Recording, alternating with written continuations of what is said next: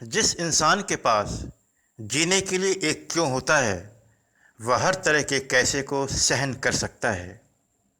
बाहरी कष्टों के अपने कोई अर्थ नहीं होते, उनके केवल वही अर्थ होते हैं जो आप उन्हें देते हैं। आपका सवाल जीवन से नहीं है कि जीवन का उद्देश्य क्या है, जीवन का सवाल आपसे है कि जीवन में आपका उद्देश्य क्या है। 1945 में लिखी गई विक्टर ई फ्रैंकल की किताब मैन्स सर्च फॉर मीनिंग, जीवन के अर्थ की तलाश में मनुष्य जीवन के अर्थ को नए सिरे से खोजती है। विक्टर ई फ्रैंकल वीना मेडिकल स्कूल विश्वविद्यालय में न्यूरोलॉजी और साइकाइट्री के प्रोफेसर थे। वे स्कूल ऑफ लोगोथेरेपी के फाउंडर थे। 1905 में जन्मे डॉक्टर फ्रैंकल ने वीना विश्वविद्यालय में दर्शन और चिकित्सा में डॉक्टर की उपाधि ग्रहण की। दूसरे विश्व युद्ध के दौरान उन्होंने कई यातना शिविरों में 3 साल बिताए। उनकी कुल मिलाकर 30 किताबें प्रकाशित हुईं, जिनका 23 भाषाओं में अनुवाद किया गया है। दोस्तों, अगर आपने अभी तक मेरे इस चैनल को सब्सक्राइब नहीं किया है या पहली बार आए हैं तो आपसे गुजारिश है कि प्लीज़ इसे सब्सक्राइब जरूर कर लें। चलिए दोस्तों, इस पावरफुल बुक समरी की शुरुआत करते हैं। लेखक कहते हैं, जीवन का अर्थ 3 रास्तों से होकर आपके पास आता है। पहला रास्ता है आपके काम का। आप क्या काम करते हैं। जीवन का अर्थ तब आपके सामने प्रकट होता है जब आप अपना काम ऊंची भावना या ऊंचे नैतिक मूल्यों के साथ करते हैं। दूसरा रास्ता होता है प्रेम का। आप किसी के प्रेम को उसके किन अनूठे गुणों के कारण स्वीकार करते हैं, ये आपको जीवन का अर्थ देता है। तीसरा रास्ता होता है किसी कष्ट या पीड़ा के समय में आप जो साहस और उम्मीद बनाए रखते हैं। बाहरी ताकत सिर्फ एक चीज को छोड़कर आपका सब कुछ छीन सकती है, और वह है प्रतिक्रिया देने का चुनाव। यह आपकी अपनी आज़ादी होती है। जब तक यह आज़ादी आपके पास होती है, तब तक ये नहीं कहा जा सकता कि आपका सब कुछ चला गया है, और ये आज़ादी हमेशा आपके पास होती ही है। जिस इंसान का खुद का सम्मान बाहर से मिलने वाले सम्मान पर टिका होता है, उसे भावनात्मक रूप से नष्ट होने में बिल्कुल भी समय नहीं लगता। दूसरे विश्व युद्ध में ऑस्ट्रिया पर कब्जा करने के बाद हिटलर ने एक यातना शिविर में लाखों जर्मन और यहूदियों को कैद कर लिया था। उसमें एक कैदी इस किताब के लेखक विक्टर ई फ्रैंकल भी थे, जो पेशे से मनोचिकित्सक थे। रोंगटे खड़े कर देने वाले उस यातना शिविर के लंबे अनुभव से गुजरने के बाद लेखक बताते हैं कि भयंकर यातना सहने वाले उन कैदियों ने अपने प्राण त्याग दिए जिन्होंने बचने की उम्मीद छोड़ दी थी। वे लोग क्यों मरे, ये किताब इस विषय पर बात नहीं करती। ये किताब केवल ये बताती है कि जो कैदी बाद में बच गए वे कैसे बच गए, जबकि भोजन और दवाओं का अभाव दोनों के लिए बराबर था। यातनाएं दोनों के लिए एक जैसी थीं। कारण सिर्फ एक ही था, जिन्होंने अपने जीवन का उद्देश्य और उम्मीद छोड़ी केवल वही मरे। जिन्होंने पहले छोड़ी वे पहले मरे, जिन्होंने बाद में छोड़ी वे बाद में मरे। बचने वाले कैदियों में केवल वही बच पाए थे जिन्होंने अंत तक ये उम्मीद बनाए रखी कि एक दिन युद्ध समाप्त होगा और वे एक दिन अपने परिवार से जरूर मिलेंगे। जिनके पास उन भयंकर यातनाओं के बावजूद जीने के लिए क्यों बचा था, केवल वही बच पाए। कैदियों के शिविर में उनकी सारी पहचान छीन ली जाती थी। उनके पास पहचान के लिए सिर्फ एक नंबर होता था। इस किताब के लेखक का नंबर था 1,19,104, जिनका अधिकतर समय रेलवे पटरियों के लिए खुदाई करने और पटरियां बिछाने में ही बीतता था। उन्हें बाकी कैदियों के साथ अक्सर रेल के डिब्बों में ठूंसकर दूसरे शिविरों में ले जाया जाता था, जहां उनके नए कष्ट और यातनाएं उनका इंतजार करती रहती थीं। कोई कैदी चाहे कितना ही बीमार हो, बूढ़ा हो या किसी भी तकलीफ से गुजर रहा हो, उसके लिए बचने का सिर्फ एक ही तरीका था, और वह ये कि उसे हर हालात में काम करना था। काम न कर पाने वालों को गैस के चैम्बरों के हवाले कर दिया जाता था, जहां मौत उनका इंतजार करती थी। शिविर के चारों ओर कटीले तार लगे रहते थे, जिनमें हर वक्त करंट दौड़ता रहता था। कई कैदी जो दिल से कमज़ोर थे या फिर उन्होंने बचने की उम्मीद छोड़ दी थी, जिनके लिए आगे न तो कोई जीवन था और न ही जीवन का कोई अर्थ, वे कैदी जानबूझकर किसी न किसी बहाने उन करंट वाले तारों को छू लेते थे और मौत के आगोश में चले जाते थे। कुल मिलाकर काम न कर पाने वालों के लिए वहाँ पर सिर्फ मौत थी, जो या तो उन्हें दे दी जाती थी या फिर वे उसका चुनाव कर लेते थे। कष्टों और अमानवीय यातनाओं के बीच केवल उन्हीं का जीवन चल रहा था जो इस उम्मीद की डोर थामे थे कि अंत में उनके साथ सब कुछ अच्छा होगा। घोर यातनाओं के साथ इंसानी सहनशीलता नए स्तरों पर पहुंच रही थी। कष्टों के बावजूद उनकी सहनशीलता और उम्मीद उन्हें नए अर्थ दे रही थी। हर कैदी के मन में कभी न कभी आत्महत्या का ख्याल जरूर आता था, जिसका कारण उनके सामने हर वक्त मंडराते मौत के खतरे थे। दूसरे कैदियों को मौत को कई बार बहुत पास से देखने का अनुभव भी। लेकिन लेखक ने अपने आप से वादा किया था कि मैं कभी भी उन करंट वाले तारों को नहीं छूऊंगा। बीतते समय के साथ उनकी यातनाएं उदासीनता के स्तर तक पहुंच चुकी थीं। हकीकत चाहे जितनी डरावनी हो, धुंधली होती जा रही थी। खुद को बचाए रखने का ये एक जरूरी तरीका था। हर रोज़ शाम को लौटने के बाद एक सांस इस विचार से ली जाती थी कि चलो एक दिन और बीत गया। लेखक कहते हैं, जब कष्टों को सहना ही इंसान की नीति बन जाती है तो वह कितने सम्मान से और कितनी मर्यादा से उन कष्टों को सहता है। यही बात इंसानी जीवन को गहरे अर्थ देती है। अपने चारों ओर फैली हुई मौत और यातनाओं के माहौल में अक्सर ये कैदी अपनी अपनी पत्नियों की यादों में खो जाते थे, जिन्हें ये तक नहीं पता होता था कि उनकी पत्नियां जीवित भी हैं या नहीं। उनका जिंदा होना या न होना ये बात अर्थहीन हो जाती है, लेकिन उनकी पत्नियों का प्रेम उनकी यातनाओं को नए अर्थ दे रहा था। जब इंसान अपने कष्टों को पूरी मर्यादा और सम्मान से स्वीकार करता है तो उसके कष्ट उसे अवसर देते हैं कि मुश्किल समय में भी वह अपने जीवन का कोई सार्थक, गहरा और ऊंचा अर्थ ढूंढ सके। तब वह न सिर्फ निडर बनता है बल्कि गरिमापूर्ण तरीके से ऊंचे अर्थ वाला जीवन जी सकता है।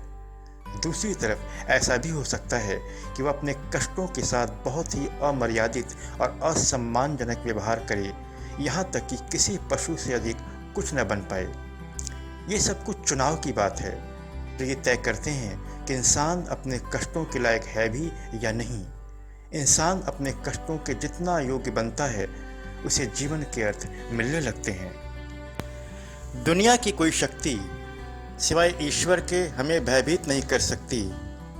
यातना शिविर में जब कोई कैदी सुबह उठने के बाद नहाने से, कपड़े बदलने से या परेड ग्राउंड में जाने से इनकार कर देता तो कोई भी बाहरी बल, धमकी या मारपीट उस पर अपना कोई असर न दिखा पाती। घटनाओं के प्रति उसकी अटल उदासीनता किसी भी तरह का उपचार लेने से भी मना कर देती, जैसे अब उसे किसी की कोई परवाह न हो, किसी की भी। कई कैदी सिर्फ इसलिए बीमार हो रहे थे क्योंकि वे तेजी से भविष्य की उम्मीद खोते जा रहे थे।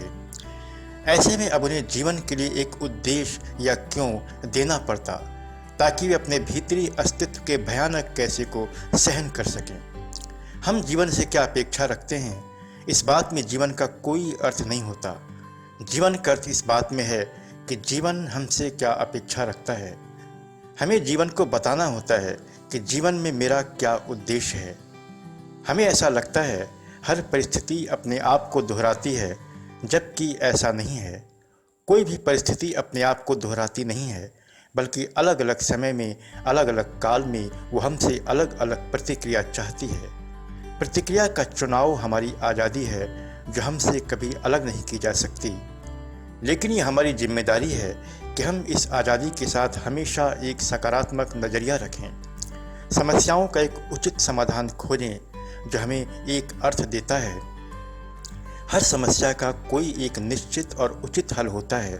वहाँ तक पहुँचने का रास्ता हमें जीवन के अर्थ की ओर ले जाता है। जीवन का अर्थ यही है कि आपकी गतिविधि सार्थक बनी रहे, आपकी गतिविधि हमेशा सक्रिय सृजन करती रहे और सार्थक उद्देश्य हासिल करती रहे।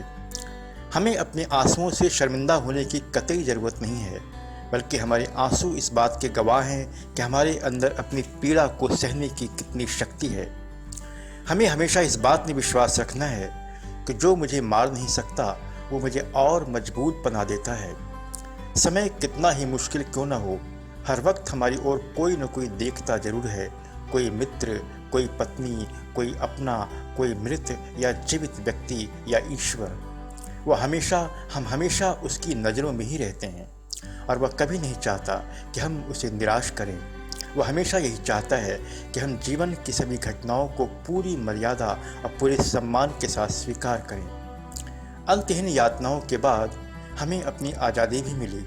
जब हमें आज़ाद किया गया तब तक खुशी महसूस करने की हम अपनी क्षमता खो चुके थे। आज़ाद होने का सपना तो पूरा हो रहा था, लेकिन सही मायनों में उस पर हम विश्वास नहीं कर पा रहे थे। मैं आसमान की ओर देखता तो बस एक बात मेरे मन में गूंज रही थी। मैंने अपनी छोटी सी कैद से ईश्वर को पुकारा और उसने मुझे आज़ादी का ये विस्तार दिया। जब हम शिविर में किसी को मानसिक साहस देने की बात सोचते तो हमेशा उसे यही याद दिलाते कि कोई है जो तुम्हारे इंतजार में है, कोई घर में तुम्हारे आने की राह देख रहा है। लेकिन आज़ाद होने के बाद कई लोग ऐसे थे जिन्होंने पाया कि उनका इंतजार करने वाला कहीं कोई नहीं था।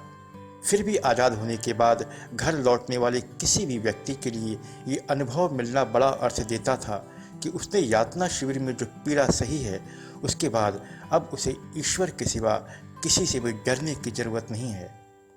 लेखक ने अपने यातना शिविर के अनुभवों के बाद एक नई मनोचिकित्सा पद्धति को जन्म दिया, जिसे लोगोथेरेपी कहा जाता है, जो अन्य मनोचिकित्सा पद्धतियों से बिल्कुल अलग है।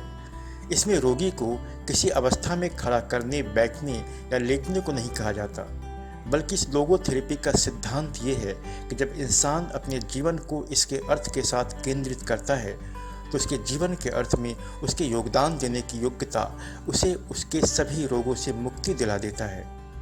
एक इंसान केवल अपने नैतिक मूल्यों के लिए ही जीवित रह सकता है या फिर उसके लिए मर सकता है। लोगोथेरेपी का सिद्धांत ये है कि मनुष्य इस धरती पर केवल अपनी वासनाओं या इच्छाओं को पूरा करने नहीं आया है और न ही अपने अहम की संतुष्टि के लिए आया है और न ही समाज या वातावरण के साथ सामंजस्य बैठाने आया है। वह तो केवल जीवन को अर्थ देने के लिए आया है। जब वह अपने आप को इस अर्थ से पूरी तरह लगा देता है तो किसी भी तरह के रोग व कष्ट को कोई मायने नहीं रह जाते। जहाँ तक लेखक का सवाल है कि जब उनको यातना शिविर में ले जाया जा रहा था तो उनकी उस पांडुलिपि को जब्त कर लिया गया जो प्रकाशन के लिए लगभग तैयार थी, जिसे फिर से तैयार करने की उनकी गहरी इच्छा ने ही उन शिविरों की यातनाओं को सहने की ताकत दी। लोगोथेरेपी इसी सिद्धांत पर काम करती है कि जीवन को अर्थ मिलने से जब वह पूरी सक्रियता और रचनात्मकता के साथ उस दिशा में बढ़ता है तो उसे सारे रोगों से मुक्ति मिलने लगती है। जब जीवन को अर्थ नहीं मिलता तो मनुष्य का अस्तित्व खालीपन से भरने लगता है। जब उसे पता नहीं चलता कि उसे क्या करना चाहिए, तब वह सब करने लगता है जो या तो बाकी लोग कर रहे होते हैं या फिर बाकी लोग उसे वह सब करवाना चाहते हैं। यानी उसका अपना न तो कोई अस्तित्व होता है और न ही कोई अर्थ।